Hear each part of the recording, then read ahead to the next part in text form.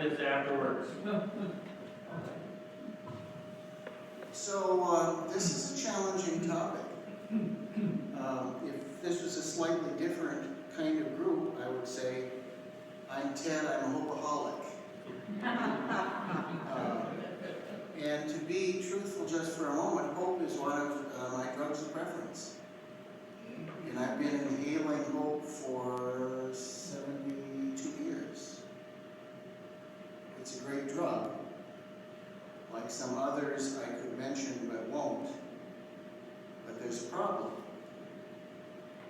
And I'm hoping to develop a way of understanding, or at least glimpsing, both the glories of hope and the very dark shadow. In seminary, they warned us, they said, the brighter your light, the darker your shadow. And then one of my teachers, Ron Cook, would turn and look at me and he'd say, and you, Tollefson, you've got an extremely long shadow. He married my best friend. So I grew up on the positive side of hope. And I was thinking about the people that taught me in an embodied way about the power of hope. And my great aunt Mattie kept coming to mind. And if Aunt Mattie were alive in a body in our time, I suppose we would call her a maiden aunt, or an old maid if we were being less polite. But Aunt Mattie didn't see things in that light. And she was my grandfather's, one of his many younger sisters. And their father died in a hunting accident when my grandfather was about 10, so all of them were farmed out. And Aunt Mattie always dressed in white. And, I mean, we kids didn't know, but we did know how to ask questions. And we would say, Aunt Mattie, why are you dressed in white both day and night? And Aunt Mattie would say, Teddy, I'm so glad you asked. You see, I'm betrothed to the Lord. And if the Lord calls me home by day or by night, I want to be ready. And she always dressed in just dazzling white garments. And day after day, she proclaimed, with words and without words, of her special relationship with her beloved. And if you think about it, in the 1950s, what were the options for an elderly woman who had never married, who kept visiting different relatives? Aunt Mattie invented, imagined, hoped a better life for herself. The other feature about Aunt Mattie, which I've taken on, she always wore really dark glasses. And even though we knew the answer, we would say, oh, Aunt Mattie, why do you wear those dark glasses? And they were really thick and dark green. They looked like the bottoms of the old Coke bottles. And Aunt Mattie had been waiting for this. She said, Teddy, I've been blinded by the light. And if you get lucky, it might happen to you. And it did, though not exactly in the way. So I had very powerful people who embodied hope and made it sing every day of their life. And so I had good examples. And of course, Aunt Mattie was a Bible-believing, fundamentalist Christian, and every once in a while I check in with her and she'd say, Teddy, you better be practicing up your Bible verses because I'll be ready for you. And you might need them. So this is a powerful way to live. To so fully be driven and lifted up by hope that in the case of Aunt Mattie, that the feet barely touched the ground. And I don't know if I'll Fly Away was one of her favorites, but whenever I'm at a gathering where I'll Fly Away is sung, I think of her and the power of hope to lift people up and give them a glimpse of a better world. Now, that image comes from another tradition. And one of the things that I value about the Greeks, their poetry, especially their tragedy, some of their philosophy, is they tended to have a little bit darker vision. That is, they looked at the world and they saw both the light and the shadow, and they didn't blink. So here's their story about hope. Zeus, who was not necessarily nearly as Jehovah eventually got to be, Zeus, got tired of how uppity human beings were. And so Zeus created this beautiful box. And he filled it with all kinds of stuff. Curses, blessings, mosquitoes, COVID-19, Trump, all kinds of stuff got crammed into that box. And then he entrusted it to the husband of Pandora. And of course, Pandora means all gifts. But Ralph, the husband of Pandora, was not nearly as bright and curious as his lovely wife, Pandora. And Ralph's idea, kind of like Adam's in a way, was if the Lord gives you a command, you obey it. And so what did Ralph do? He got a hold of the Pandora's box. He was told to keep it in a secure place. So he put it in a vault and put rocks on top, and assumed when he had enough rocks piled on top that it would be safe forever. Which immediately alerted Pandora to where the box was. And of course, being the curious sort, curious about how things actually were in this world, being a little less fearful of the power of divine commandment, as soon as Ralph took a long hike, probably to go bowling with his buddies, Pandora got the box out of the vault and began to gently and then with greater force pry upon the lid.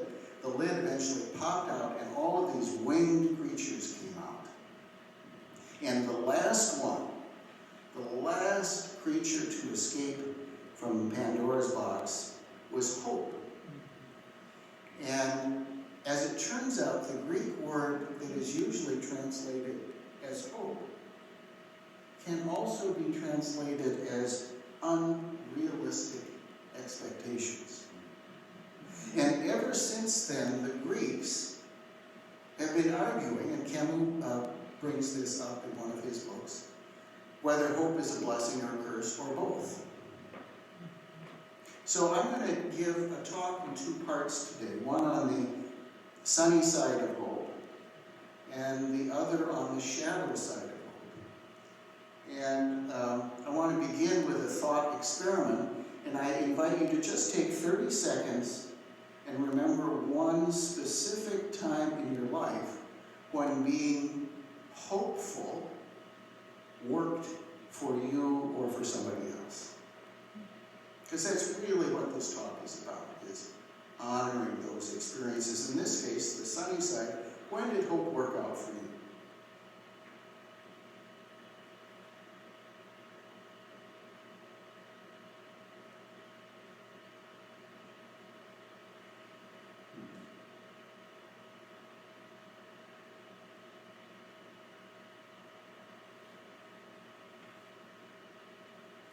Okay, hold on to that experience, because at the end of my brief talk, you're going to have an opportunity to share that experience with one or two other people. Biblical tradition is pro-hope, and if you remember, if you know your St. Paul, faith, love, and hope, these three abide, but the greatest of these is love. Love.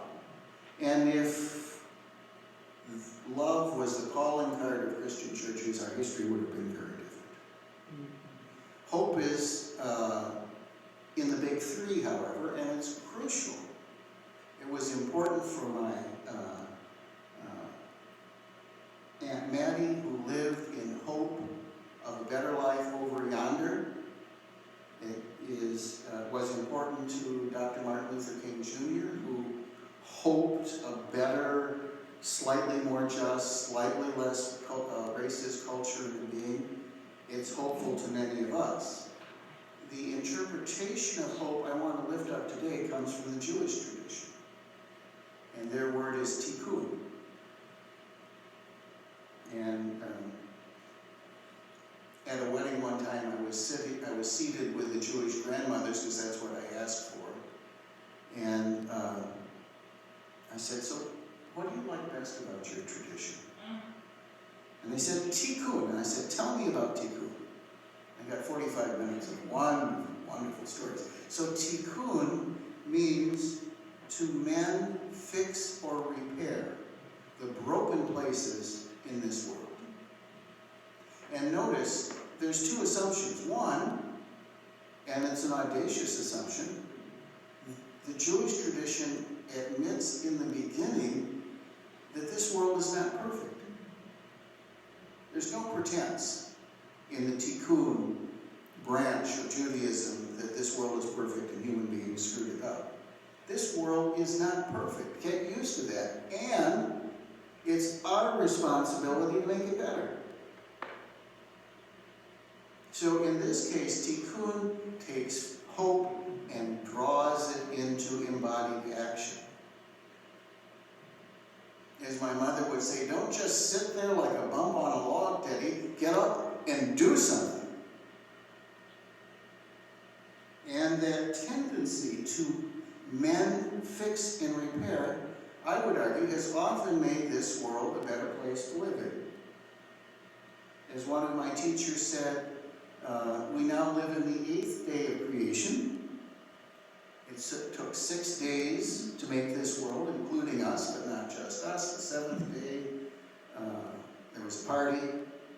Everybody took a day off. This is the 8th day of creation. We are expected to do our part. And in the Jewish tradition, this can take the form of a mitzvah. And if you were a Boy Scout or a Girl Scout, you already know what a mitzvah is. It means every day we're expected to do something to make someone else's life a little better. Doesn't have to be a big deal. Doesn't have to be the Lord taking you on high. It can be just opening the door for someone. It can be thanking someone.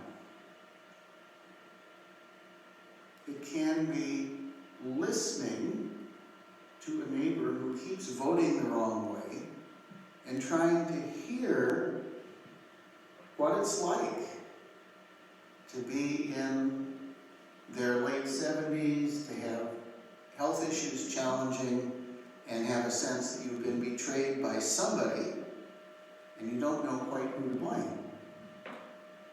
All of these actions that can open a door for someone else and give them a chance to breathe deep and begin again are ways of making this world, this embodied life we share for a while, better.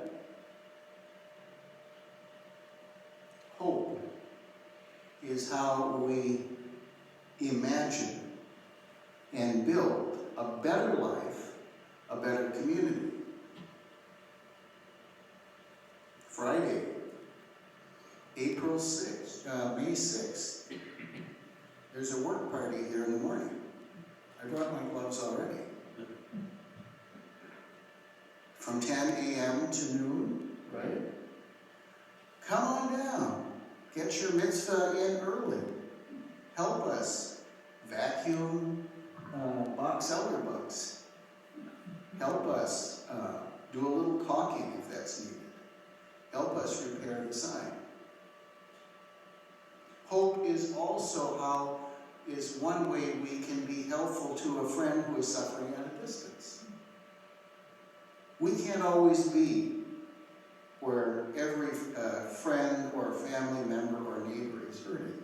But if we offer a hopeful blessing, if we offer a helpful thought, if we put in a phone call, we can raise their boat just an inch, and let's face it, some days that is enough.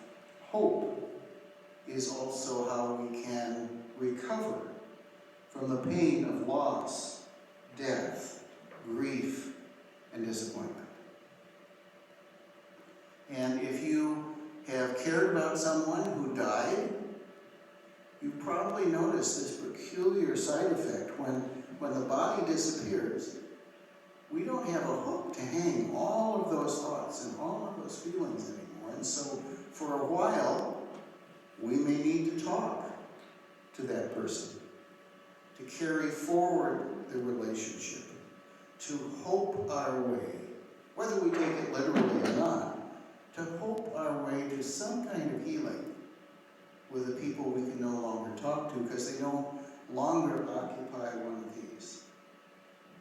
Hope, for some of us, is a tonic, and it might be the most reliable tonic against despair, depression, and 6 or 7 months of winter. Hope is one way we can get by. Do you remember that little incident I asked you to remember one time in your life when hope had worked out for you? Please turn now to one other person and briefly share that story.